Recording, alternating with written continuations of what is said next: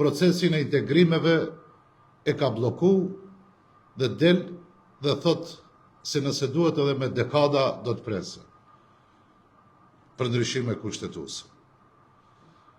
Dhe në shtet ne realisht kemi problem serios ku i ftoj edhe popullatën maqedone, po edhe shqiptare, nëse ka nevojë dhe të bisedojmë se si e lexojmë marrëveshjen e Ohrit dhe si e kuptojmë.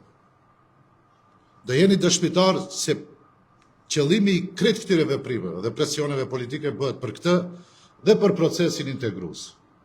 Dhe nëse nuk ka dakordsi, shqiptarët kanë të drejtën legjitime që të kërkojnë rregullim të ri shtetëror dhe vetë të përcaktojnë se si dhe ku duhet të jetojnë. Dhe jo të presin këtë veprim destruktiv të Kristianit në Vllahe, nga Vllahe në cilësinë e kryeministrit që keq përdor organet shtetërore dhe don të diskrediton në veçanti politikanë shqiptar. Presioni u bëhet shqiptarëve dhe kur të zgjedhurit e popullit, aty ku nuk ka bazë dhe ku nuk ka fakte, ai vepron. Dhe tash shqiptarët e vlerësojnë se a është presion kontestimi i gjuhës shqipe. Shqiptarët e vlerësojnë se prej përfaqësimit etnik bëhet në përfaqësim etik. Shqiptarët e vlerësojnë dhe reagojnë dhe nuk është e rasti që shqiptarët po dalin në rrugë dhe protestojnë.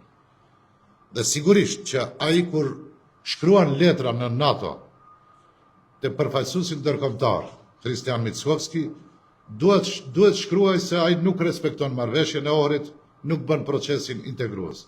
A ka perspektivë tjetër përveç këtyre marrëveshjes së Ohrit dhe procesit integrues? Dhe prandaj e ripërsëris se shqiptarët kanë të drejtën legjitime të hapin një debat të gjerë ndër shqiptar për rregullim të ri shtetëror dhe vetë të përcaktojnë se si duan dhe ku duan të jetojnë. Falënderit.